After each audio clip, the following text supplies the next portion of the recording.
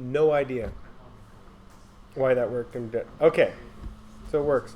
Okay, so half the folks are missing, but that's all right. I don't care. No. Well, no, you could just. I'll just wait. Okay, but so what is the key to take away from the first part about balance? Yeah. It would be so easy if food wasn't yummy. Okay, but so the first part of this we're talking about physical health. Okay, and the key for physical health is balance. When people do crazy diets, like the cabbage soup diet was super popular when I was in college. Yeah, so you basically ate this ridiculously acidic concoction of bell peppers, tomatoes, and cabbage, and people dropped a huge ton of weight really quickly. It was there's a million different diets that you can see on there. The cleansing diets people like to go on now, you drink it's a lemon juice and cayenne pepper and maple syrup or something crazy like that. Yeah. Detox teas too. Say it again? Detox teas too. Yeah, all that stuff. Most of that is just diuretics. Yeah, Keto's was Atkins, and then a lot of Atkins died from a heart attack, and Atkins and the keto diet is a very good short-term way to drop a bunch of weight. It's not it's not a sustainable diet. Most people who do keto for too long end up with liver and kidney problems. Well, if you're ketosis, that means that your body is burning fat for fuel, which means you're starving to death. And you, like, if I eat too low carbs, I start to stink and I produce ketones. And that's just because sometimes won't eat very many carbohydrates at all, but I still need to eat carbohydrates even though I don't produce a lot of insulin. I just eat ones that are hard to digest and they don't spike my blood sugar. And so... And the biggest thing if you're trying to keto or any of those stupid diets, drink a crap ton of water when you do that, because that'll keep your kidneys and liver a little bit healthier if you're trying to do that. Why would you need to keto or Atkins or just... What's Keto is basically you keep your body in a state of ketosis, which you're eating zero carbs, and you're eating all your macros are all fats and proteins and no carbs. The hypothesis is that you burn fat as fuel, and you teach your body to burn fat as fuel. It's not how we evolved to do things. So by tricking yourself into burning fat as fuel, it works for about a month or two.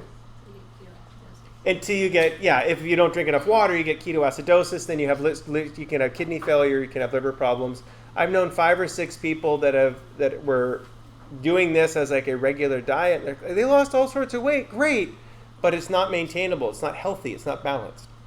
And that's why it's like they're drinking these little keto tonics, the keto powder they put in their drinks and shake them up and drink them to maintain their ketones, which is basically they're drinking a vitamin to pee on a stick so the stick tells them that they have the vitamin. Yeah. So somebody's not doing the keto diet and tried their stuff like chocolate keto and coffee keto. Yeah, anytime, well, that's like when gluten-free became super popular. People put gluten-free all over popcorn. It's always been gluten-free. But it's corn. Corn tortillas, gluten-free. Water, gluten-free. Don't be so angry at gluten. Be angry at processed flours. That's okay to be mad at processed foods, but just But so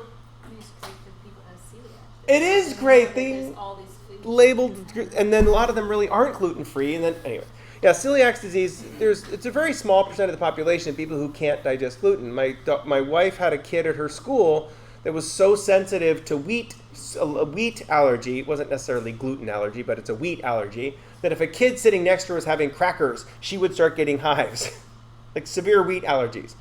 So they actually had a service dog that would it could smell wheat. And it's awesome. This big dog would just come up and to sniff the girl's hands or sniff the table to make sure that no one had any wheat products on it. The same thing as some kids are super sensitive to nuts as well. And it can go into anaphylaxis if they get any sort of nuts. CJ, you have a nut allergy? I'm sorry. I eat peanut butter constantly, so I won't breathe on you. Okay. Oh, no tree nuts? Okay. That's my buddy Mike. Same thing. Okay. Again, but every person in here has a different homeostatic balance for their physical health. What's the only way to find out what your balance is? Try. That's the only way the only way for physical health. It's everything. It's balance. So what do you think? I forgot to take your resting heart rate afterwards. What do you think your resting heart rate is after doing air squats, after 2 minutes later? Generally, it's about the same. Most of the research we've done, it's the same as it was before when you first came in. So does 10 airs or 30 minutes worth of air, or 30 minutes, yes. Does 30 seconds worth of air squats really impact your health? No. Okay? I mean, especially if you have... So, Haley, what did you do to your ankle? Did it break it, or did it... No, I just badly sprained it. Oh, okay. Which sucks. Inward roll or outward roll? I don't know. I just fell and it just... Went wrong. Yeah, just lots of... Ow. Okay. So when we talk about physical health and balance, what about mental health?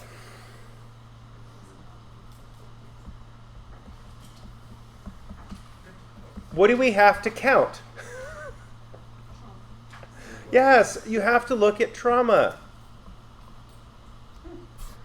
So what is trauma?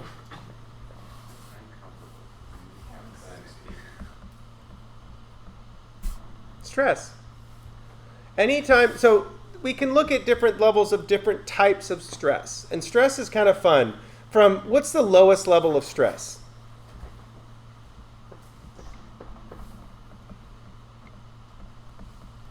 We use the word hassles. Hassle. Our neighbors had a rat terrier named Hassel. Because that dog was a hassle. What would that dog do constantly? He would get out. And it was chase equals game on for the little rat terrier. And the rat terrier, it had another name before named Jude, but they named it Hassel after this. So Jude would get out. Has anybody ever seen a rat terrier? Picture a Jack Russell Terrier and a Greyhound mixed together. High energy little dog, about this big, and pointy and super fast. Somewhere there's a picture of Jude, aka Hassel, with my wife's big giant fuzzy Steve Madden slipper. Because whenever the dog got out, it would come running to our house. Well, I know. And if we were home, we'd let it in and it'd run around our house until its owners came over, Jeff and Brian. It would come over and they would find we're playing with the dog. What if we weren't home? What would it do? Oh, it did about 10 feet from them, then run around in circles, and then wait about 10 feet from them, and then run around in circles. Chase. One of Rat Terrier's favorite games. Okay, so how can we define a hassle as far as stress goes? Come on. I want to get to the brain, so hurry up. So what's a hassle that happened today? Twisting your ankle, hassle. What else? Getting up in the morning, hassle when it's raining.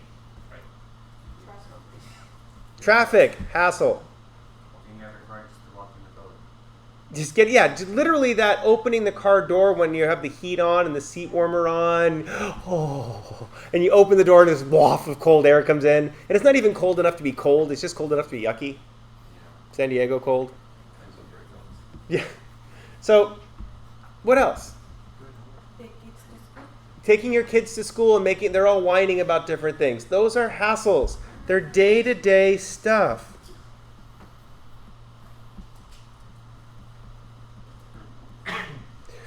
What makes something a hassle?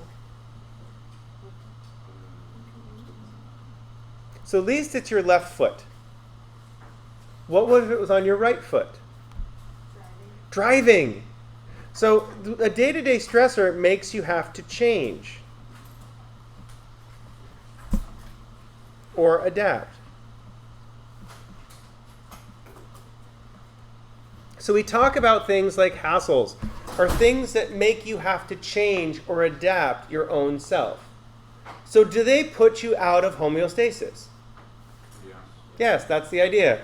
Whenever you have to change or adapt, those are, well, that is stress. And those are mostly hassles. But what if you actually blew your knee out? Sorry to pick on your gimpy foot today, but is a knee, blowing a knee out, a hassle, or is it something more? Sure.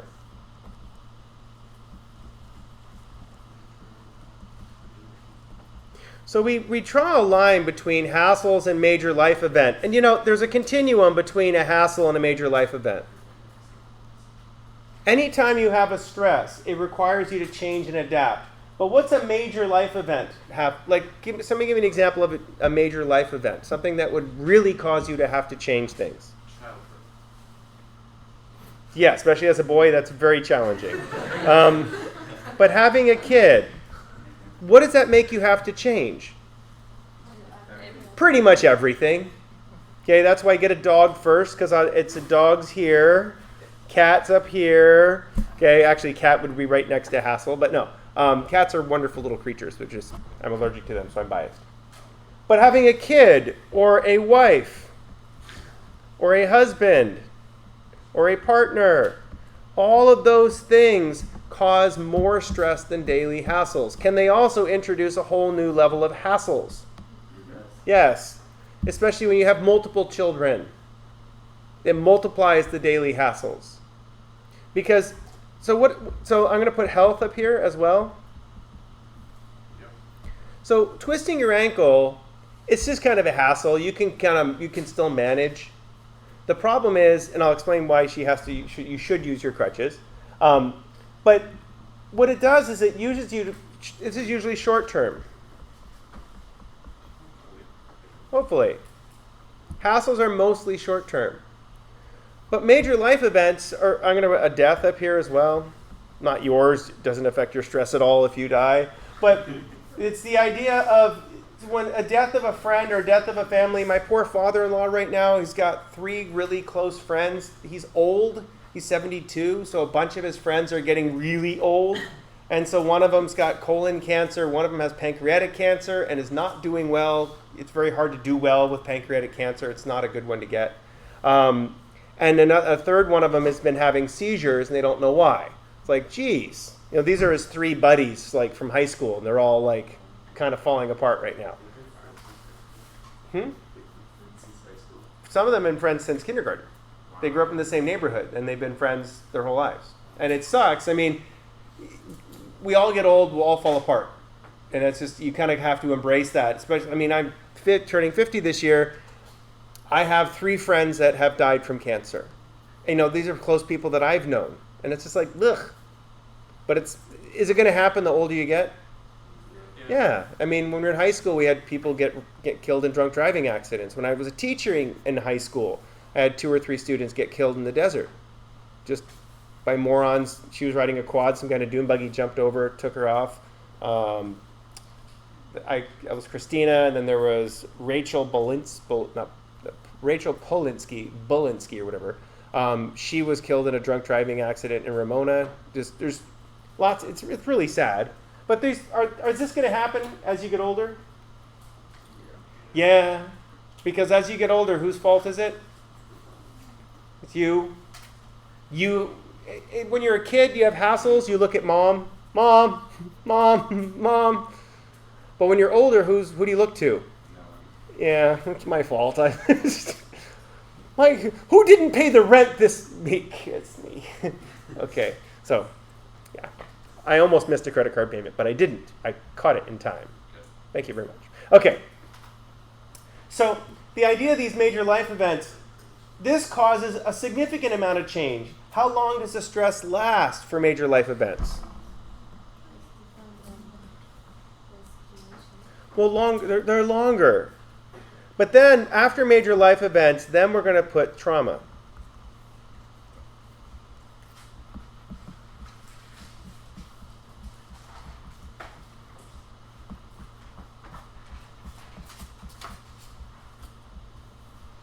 So trauma is much different than a major life event.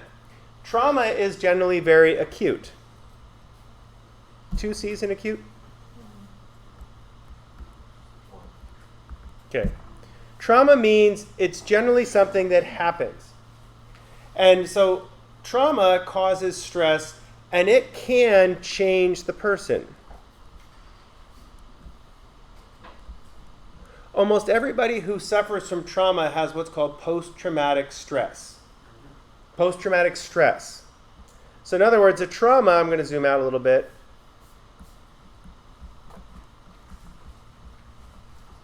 Can a long major life event cause trauma? Yeah. Ron Benyaga, who's a biology professor or teacher at Ramona High School, his wife got breast cancer. She took prednisone to reduce swelling of something. I'm looking at you, I don't know why she took prednisone. Changed her personality, because we were talking about this before. And she became a stark raving bitch while she was on the prednisone. And Ron and his wife got a divorce because she was such an awful person, and the kids wouldn't talk to her. And then he got remarried a few years later, and then they met again like 8, 9 years later, and she was back to the person he had married.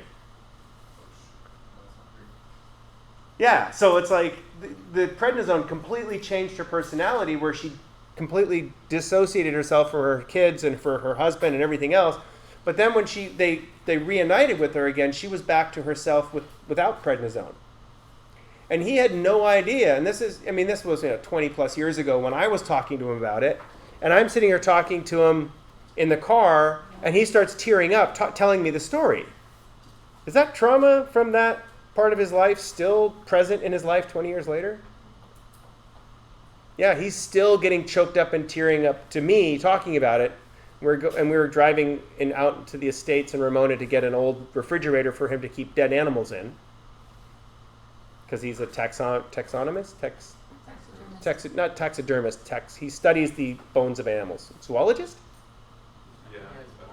Yeah, whatever. So anyway, but I mean, he couldn't accept her change. that's tomorrow. But it's that he was still suffering from this post-traumatic stress of his divorce 20 years ago. Now, it doesn't affect his every single day life, and so we don't label it as a disorder, but that post-traumatic stress can still be present for changing the way the person thinks. So we can talk about something called a quantum personality shift. A quantum personality shift is someone you think you know, you've got them, some really traumatic thing happens, and all of a sudden they're a different person because of the trauma. And that's actually not uncommon. What happens to most people, though?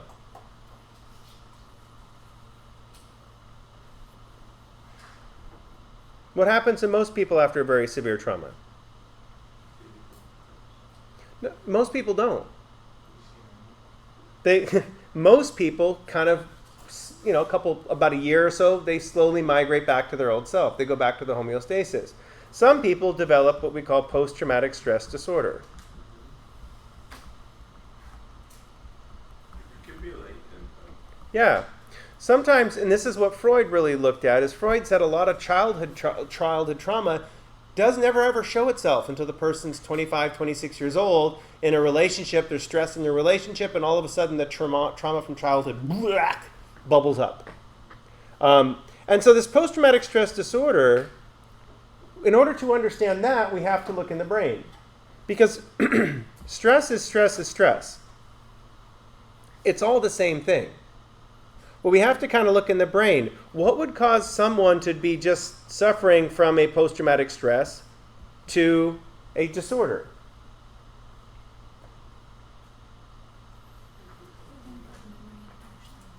It has a lot to do with the parts of the brain that process this stuff. So we're going to kind of jump into the brain a little bit, because it's really important to understand this. So here's your brain. Okay, I'm going to draw a little square in the center, and a little stick with a ball on the end of it.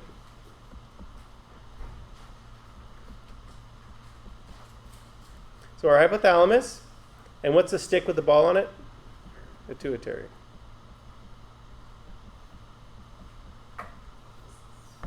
Okay. Yes, and this will be a little bit too simplistic for you medical person. Okay. So your pituitary gland's got basically two parts. It's got an input and an output, anterior, posterior. Okay? So the input process listens to your body. So all of your blood flowing through your body goes around the pituitary.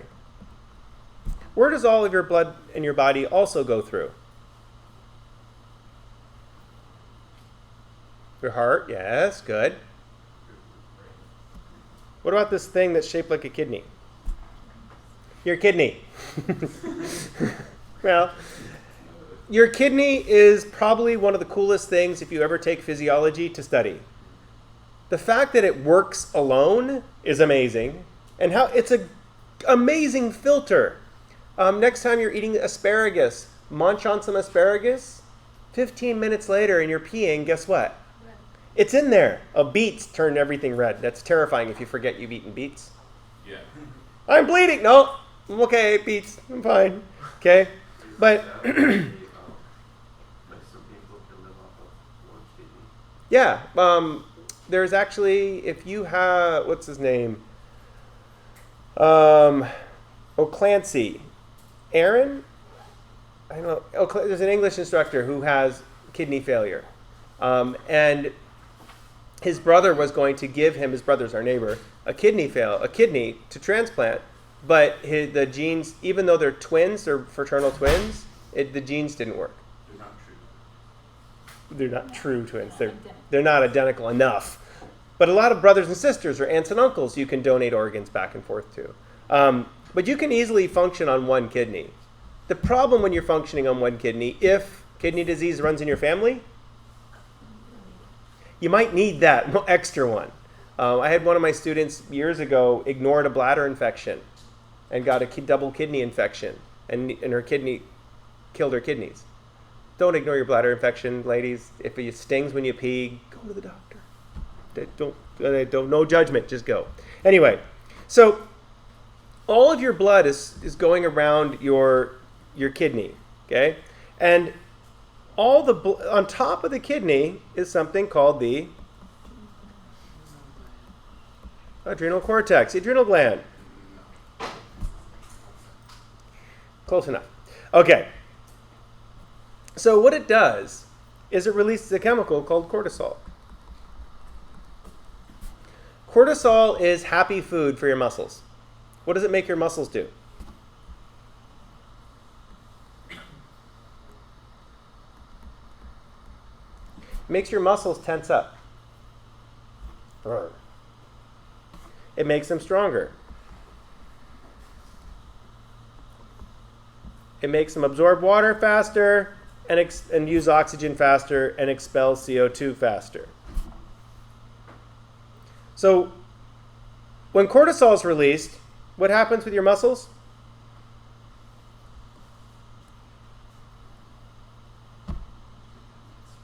They get better. Your muscles work better if you are releasing cortisol. So I'm going to draw a hand. 1, 2, 3, 4. Perfect. If you're a Simpsons fan, that's funny. And here's your muscle. Grr. Okay? So the cortisol goes to your muscles and makes the muscles stronger. So far, so good?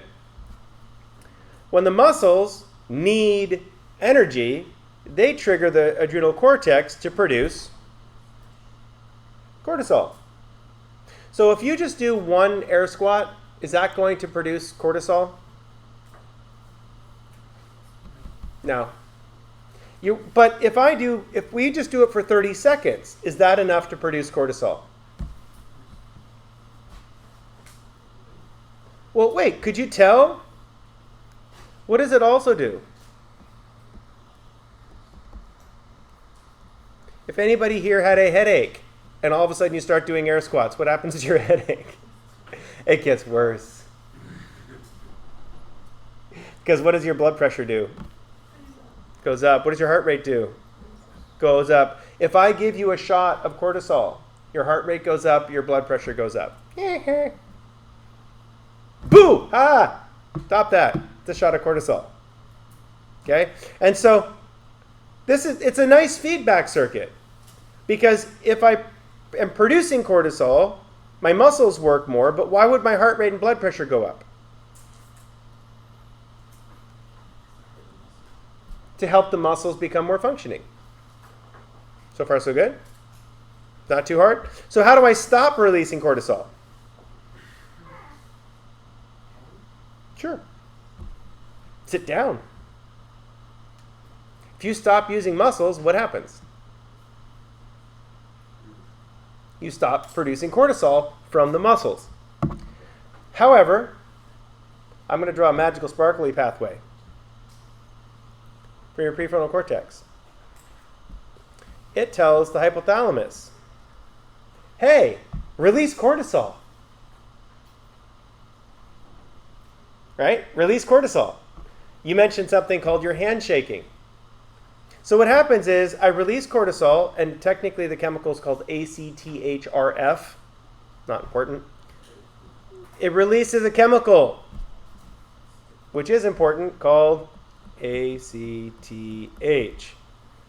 Adrenocorticotrophin hormone. Pituitary gland's doing this, not your muscles. So wait a second. What comes first, the muscles moving or the cortisol? Cortisol comes first this time. Because where is it coming from?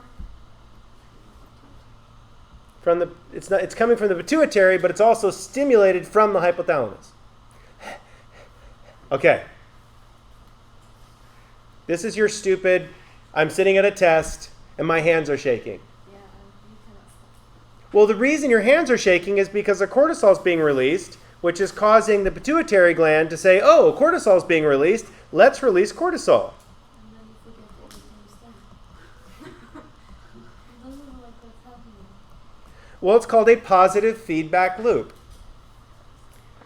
If you have a positive feedback loop that's strong enough, you get something called a panic attack. Yay! What's a panic attack? It's not freaking out. It's actually your oxygen need goes up so high, your brain says you're not breathing. Your amygdala says, breathe. So you go, but you can't take a deep breath because your muscles are too tense. So you take a little wheezy breath at the top of the stairs. How are you? Hi. Okay? And that little, because your muscles are too tense, you can't breathe in deep. And so if you don't breathe in deep, what happens to oxygen levels? They go down. Which means your brain says, you need air, breathe, I can't. Yay, panic attack. And your eyes go, boo. So it is to like breathe into it. And then they give, So something that's really important that you do, I usually have one in here for this purpose. I will use glove instead.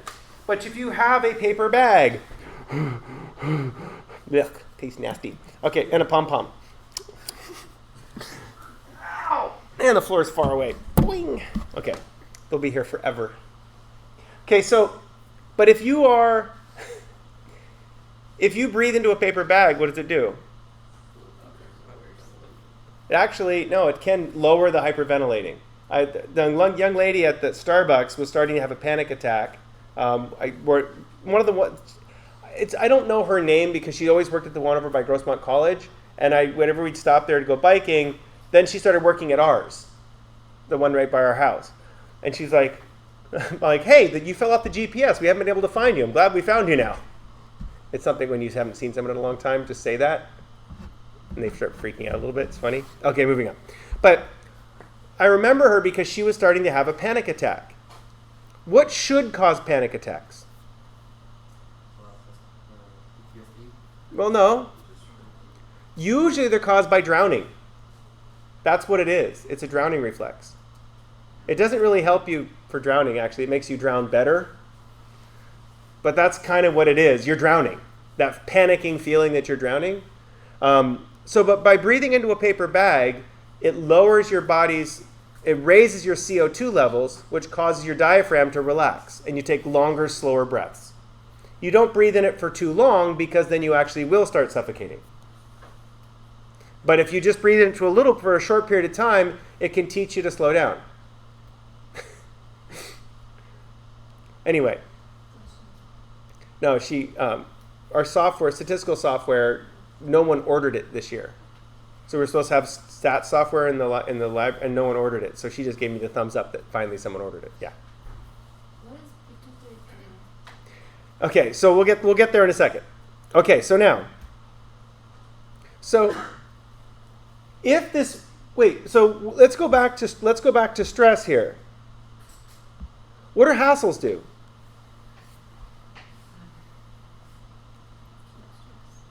It's just a really quick, short burst of stress. Hassle. Short burst of stress. Once the hassle's over, what happens to the lingering effects of that stress? It dissipates. So if we go back up to your body, way up here, a hassle is just putting your body into a state of alarm. Putting your body in a state of alarm, then it goes away. What would resistance be then? What kind of stress?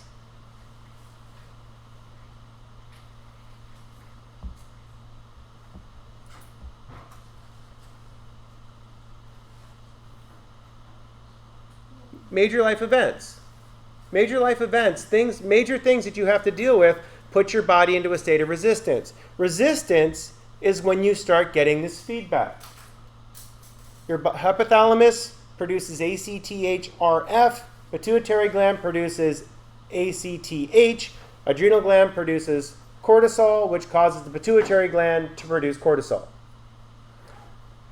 Once you get this feedback loop, that's resistance.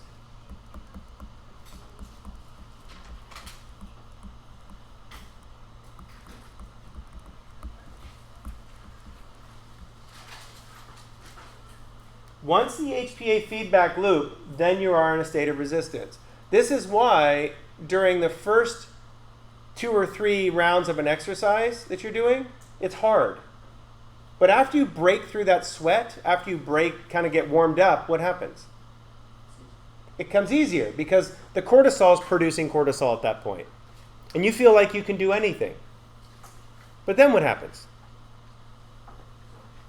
The muscles run out of oxygen, run out of sugar. The muscles run out of the ability to transfer energy. And so then you basically slow down. Usually we have a little dog at our gym named Banjo. He's a little Maltipoo with a bad underbite. And he comes around and inspects to make sure you're doing okay periodically. And so Banjo is a very good break. Why would you take a break for a second and stop moving? Well, to pet Banjo, of course. But why take a break? Why stop? To let the oxygen refuel your muscles. Just how long do you need to take a break for? 30 seconds at most? Maybe a minute at the tops? Let your heart rate just come back down to an acceptable level, and then you can keep going again, and you're fine.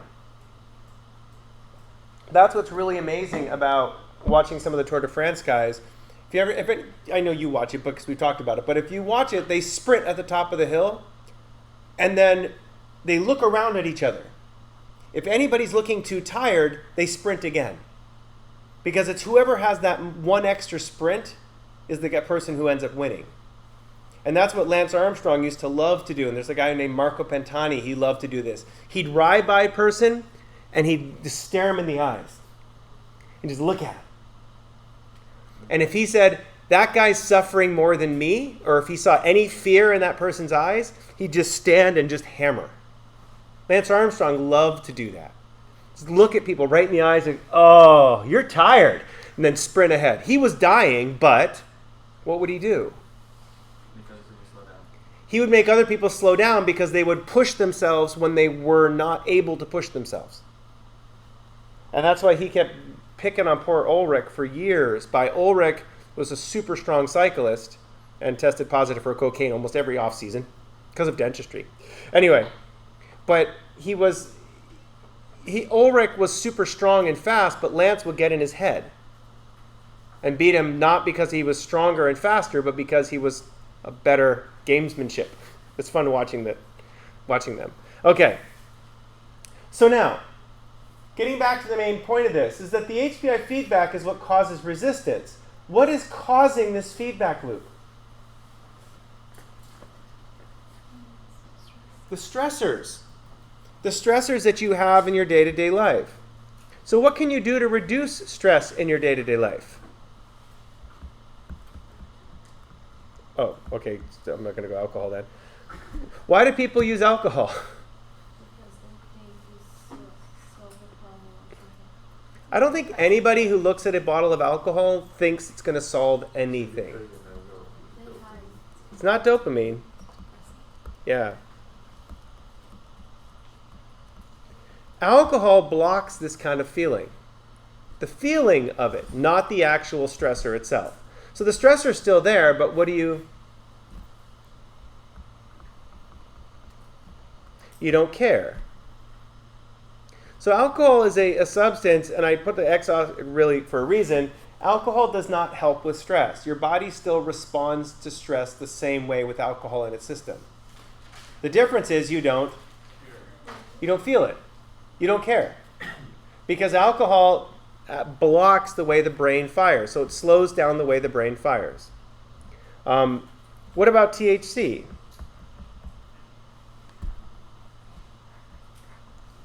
From marijuana. I'm going to write this up here. The whole marijuana thing is kind of really fascinating right now because there's a lot of science going into it, and they're realizing they don't know exactly what it does and how it works. So THC is a psychoactive chemical, right? What's CBD? Cannabidiols, right? There are so many different types of cannabidiols that we don't know exactly what they do. So one of the...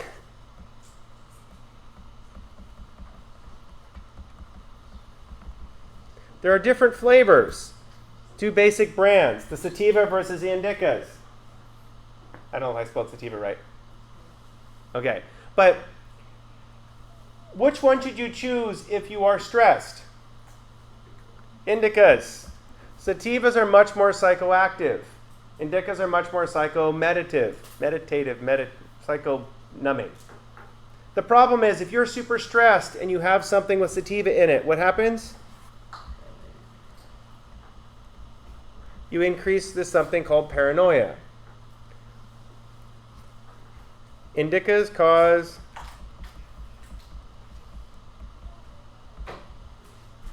motivation lapse. Okay, so, well, wait, did I say cause? Two people, same dose, same drug, same chemical compounds, can have completely different reactions to the stuff. Does that mean it's a good drug?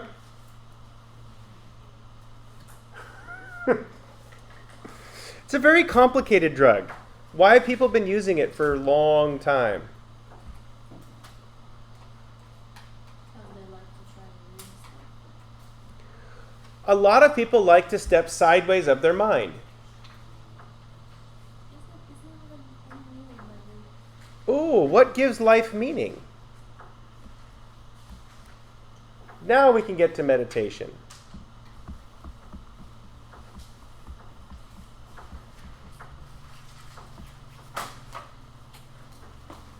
So, a lot of people say meditation's a way to reduce stress. Mindfulness, meditation. Okay, so the book that I read about mindfulness two summers ago now was called How to Teach Mindfulness Without Being Annoying. It's very irritating to have someone try to teach you how to become mindful. Like, is it irritating that, like for our kids, that we're tracking all of our foods that we're eating? It's very irritating, especially if we're in the kitchen weighing all the food out for lunches for everybody. and putting it all in a little spreadsheet so we can keep track of everything. It's extremely irritating. Can't you just eat a sandwich and be happy? So, but is mindfulness something that you achieve? How do you know you're there?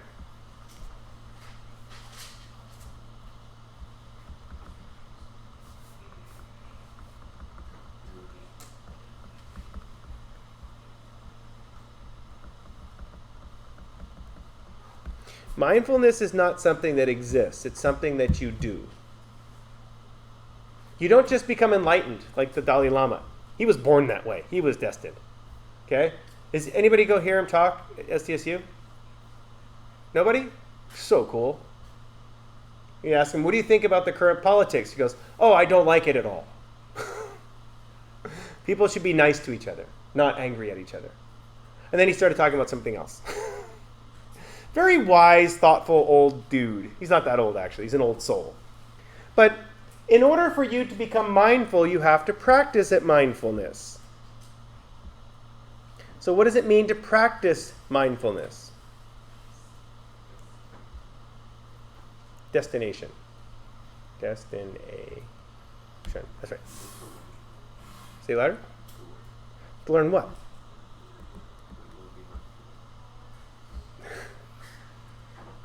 You're still thinking of it as a destination. Okay, so here's the experiment that we did.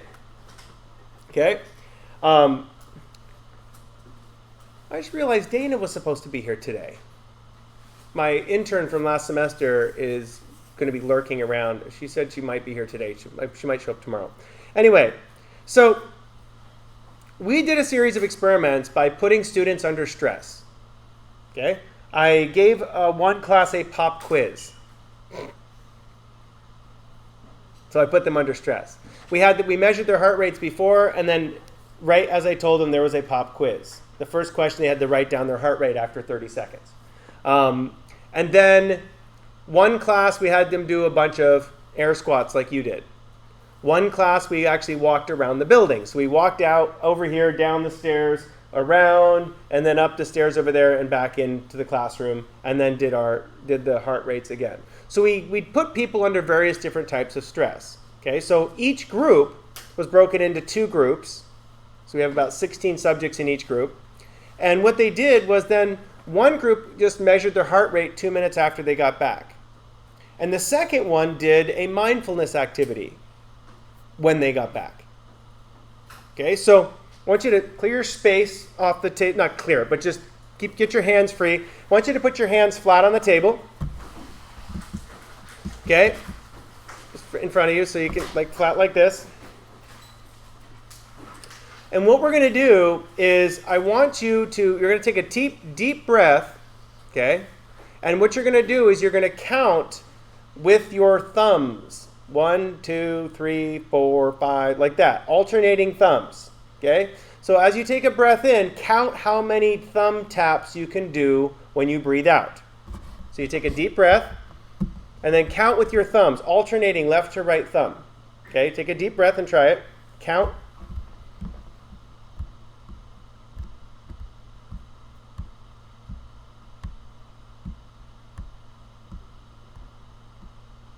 Back at around 13 for me. Okay, so try to keep the same number of counting. So try to count whatever number you just counted. So now take a deep breath again and do the same thing with your pointer fingers. Left, right, left, right. Take a deep breath.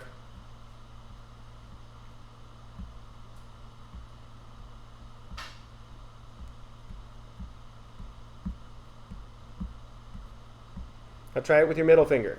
Take a deep breath and count with your middle finger. Left, right, left, right. You can do this, Julian. I know you can.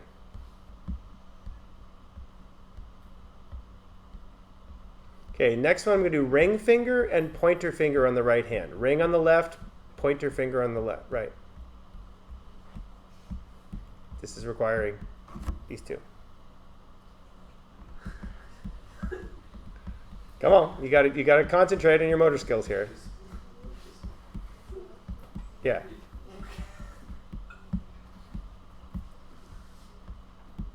Okay, so now switch it to pinky and thumb.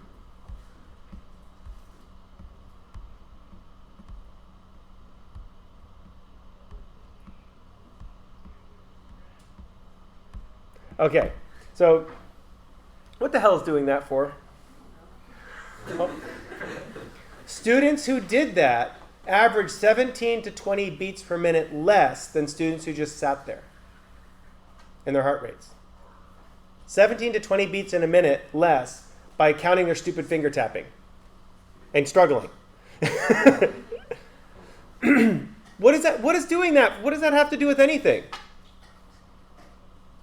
All your fingers can feel. In order for you to tap your fingers, what do you have to do?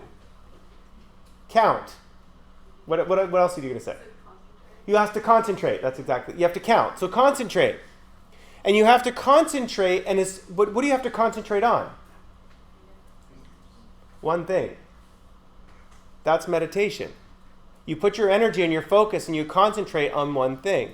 And so what we can do is we can actually put somebody in the electrode cap, and we did this, and we had someone sitting there, and they were sitting there counting their fingers, and I could see immediately when they started doing something else. Because their brain was opposed to producing alpha waves when you're concentrating, what would it do? Beta waves or gamma waves. And so by making the person count left or right, different fingers, or count alternating this way, lots of stupid things, that's actually a way, a practice of mindfulness. So when you start getting really stressed, what can you do? Like if when you're taking a test, if you start getting stressed, take your heart rate. I know you, because it's work. Mindfulness is practice. It's doing. Another really good one to do is, okay, everybody, close your eyes. Okay? I want you to think of all the sounds you can hear in the classroom right now.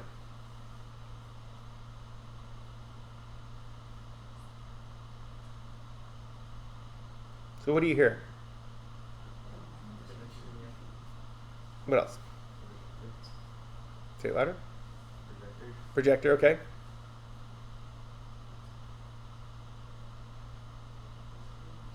No, I hear a lot more than that. Listen. Do you hear the fan just change speed?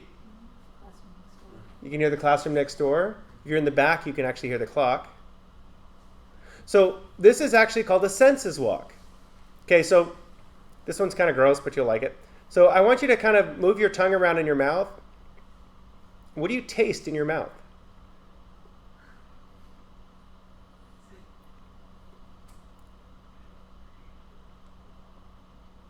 Tastes like paper.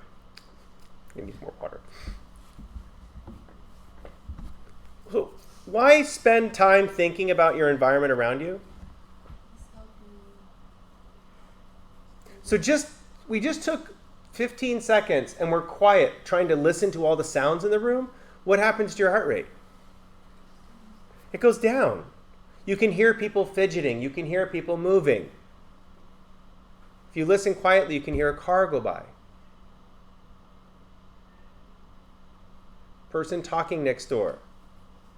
Okay, there's all sorts of sounds you can hear. And then the other one is if you close your eyes, this is a good one. Try to recreate the classroom around you in your head. So try to picture what everybody's wearing or what everybody around you looks like. And if you do that with your eyes closed, it really does build up that concentration.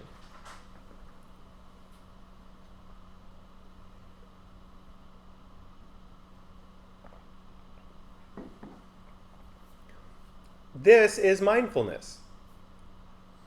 It seems kind of silly that how do you become mindful?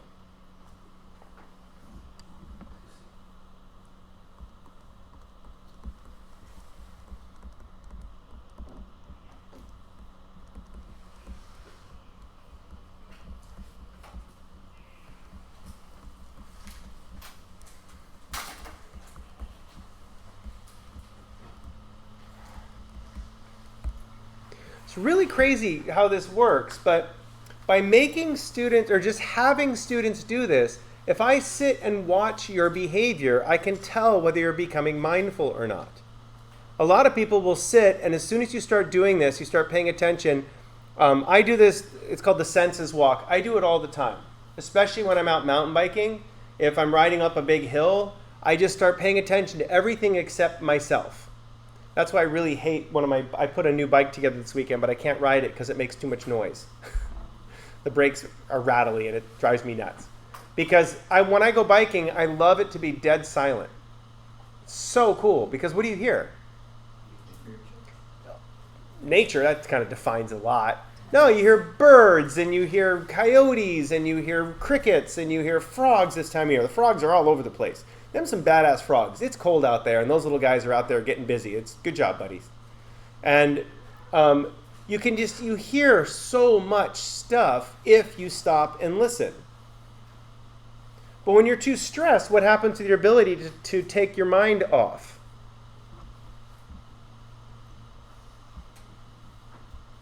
What happens when you have this cortisol?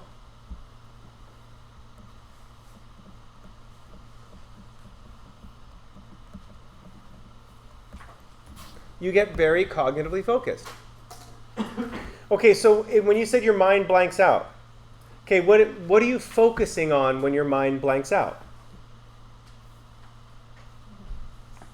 Failure. That's what you did. So I'm not saying you personally, but that's what most students do. When they go into the blank, they're thinking about not passing. They're worried about their performance. And if you're thinking about not passing, how come you don't know the answers? That's like looking for my keys in my bag when I didn't put them in my bag. They're in my sweatshirt. But I can look there all I want, but if that's not where I stored the information, is that where I'm going to find them? No, they actually are in my bag right now because I put them in the front pocket, which I never do, and I lose them constantly by doing that. Okay, because I never do it, but I do it periodically, so I must do it often enough. And anyway, but how do you become mindful and not lose your keys? Be conscious on where you put them.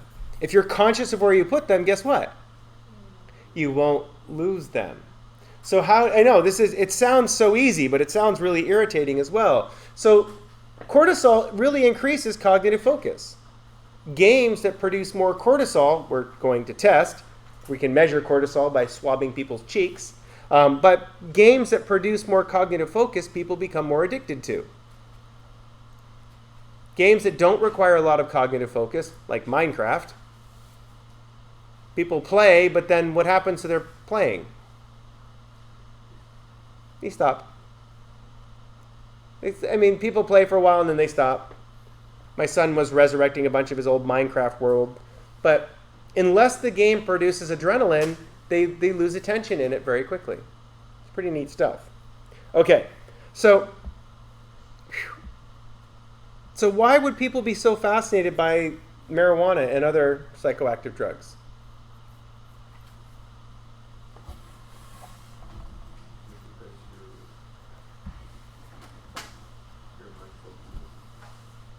Do you think by using cannabis products you will become more mindful and aware of the world? It feels like you are, but are you? No. It's like when alcohol. It feels like you're better, but you generally get worse with alcohol, especially when the alcohol wears off.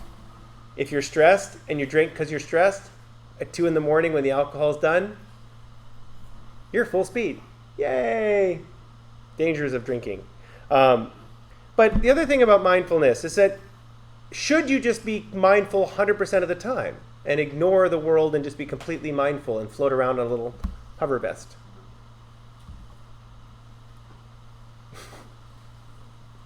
No. Because why do we have stress? Well, not necessarily to get things done. Why do we have emotions in general?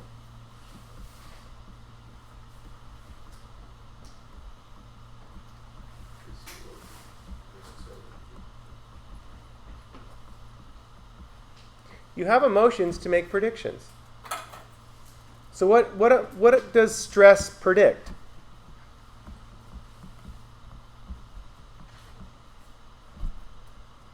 Stress is an emotion. It's a physiological response. But what does it predict? Okay, so harm or loss. What else?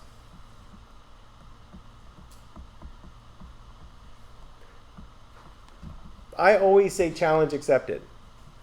I love that. I love a challenge. I used to be very stressed out about a lot of things, and I don't get stressed out by a lot of things anymore. Because it's just challenge accepted. And the reason I don't get stressed out about very many things is because I in my personal self, I have been able to do almost everything that I want to do. And if I haven't been able to do what I want to do, what do? I keep trying. I mean, I'm not going to, I deadlifted, 435 last year? I'm not going to try to beat that because I'm getting older and the risk versus reward of picking up heavy things, I'd love to get 500 pounds for my 50th birthday. That would sound really cool on paper. But what would happen? I could separate L4 completely and actually lose feeling in my leg and just it's not the risk versus reward. Going on, riding 500 miles on my bike in June, totally doable. Catching 50 fish, totally doable. So yeah. So it's kind of off topic, but like when people say it's common sense, does that also mean it has to do with your I don't understand common sense, but luckily I'm a college professor, so I'm not allowed to. We're supposed to be absent-minded. But common sense is when you just make decisions based on reality versus hypothetical dreams. So some people who have very good street smarts, good common sense, pay attention to how outcomes happen to people around them and don't just try things because they want to try them. It's called not being 14. But at the same time is that how do you know what determines your common sense? What you've learned by watching other people. Observational learning, cognitive learning. And what culture you're from. In some cultures where everybody's with everybody else all the time, there's tremendous amounts of street smarts. In other cultures where people hide in their houses, very little street smarts. So there's a lot of variables with that, but also like your perspective. yeah, it's the way that do you see yourself in everything that's happening around you, or do you see everybody as being different than you? Because that's actually that's the next little thing is where we always lead from emotions is social anxiety.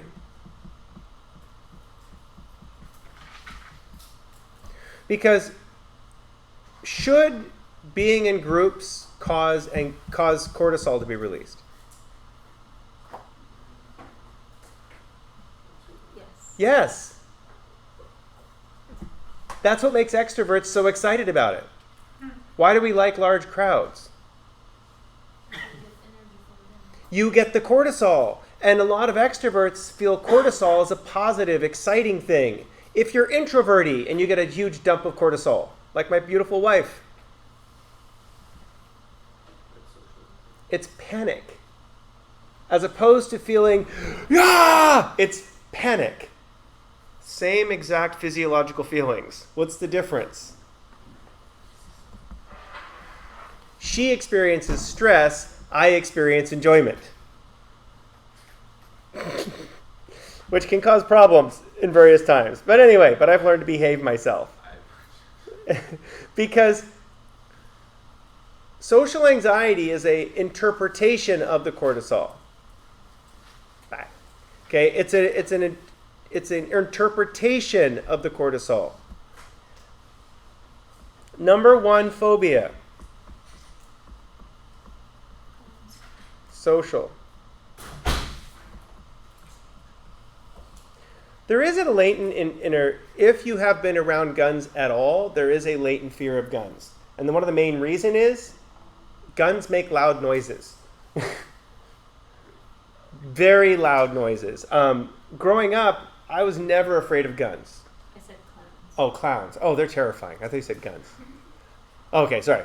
Yeah, who came up with the idea of a clown anyway? Pedophile. Probably. With a truck. my son in his racing car game has like an old panel van, and it says free V-Bucks on the side. It's funny. Okay, anyway. But the number one phobia is social phobia. Stranger danger. Why would we be afraid of social?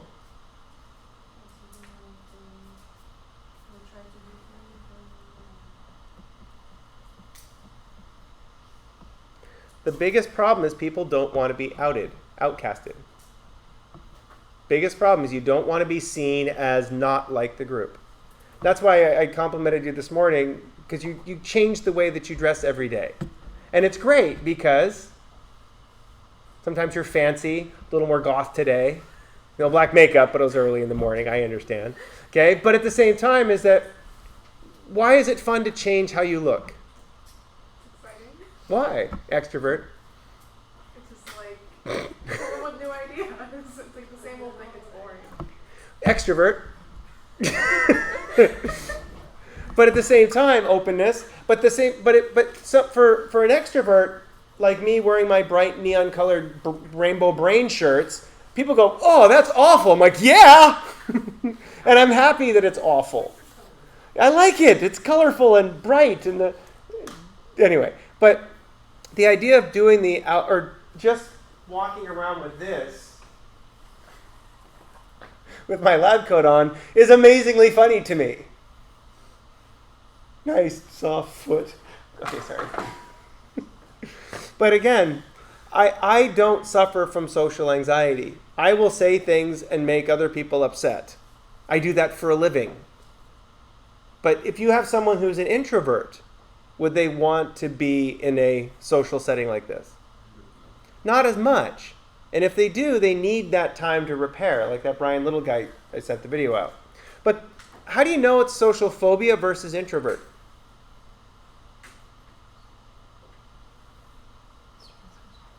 It's the stress response. It's fear versus discomfort.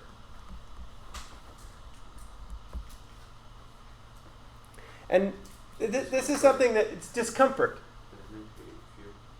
Not necessarily. Because you can be uncomfortable but not be afraid. Like if it's slightly cold, like I'm getting a little bit cold in here right now. Like it's definitely not getting warmer in the class as the class has gone on. It's slightly uncomfortable, but we got a few minutes left, so I'll suffer. But I'm not afraid. It's just slightly uncomfortable. But what if it's causing anxiety?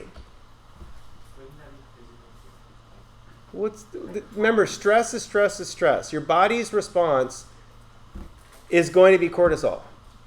But it's how you think about it. If you think about it, it's just going to be uncomfortable, but I'll get through it, versus I can't do it because I'm afraid of it. We use the word cognitive appraisal. It's how you think about it. So when I was young, I was very socially phobic. I was extroverted, but very socially phobic.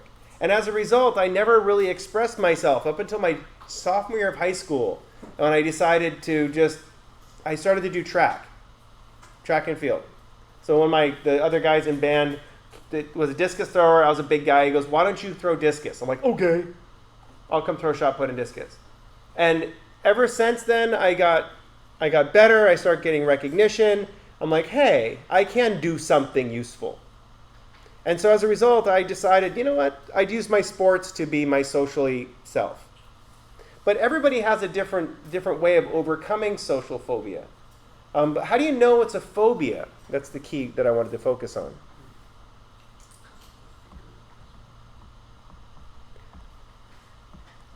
So everybody has social anxiety. Everybody has social fear.